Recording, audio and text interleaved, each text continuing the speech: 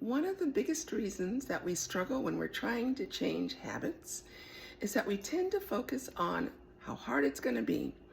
Instead, what we need to do is focus on the benefits that we're going to gain. So if you're wanting to improve your health, instead of thinking of all the things that you're going to have to give up, think of all the things you're going to gain. Better sleep, feeling better about yourself, having a better relationship with food, saving money because you're avoiding all the junk foods out there.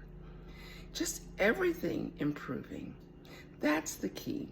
Inside Restore Your Health Academy, we work on building creative ways to get those habits into your everyday life, ones that fit you. Are you ready to make some changes to improve? Well, it starts up here, changing how we think. Check the link and get an idea of what's inside the course that it can help you.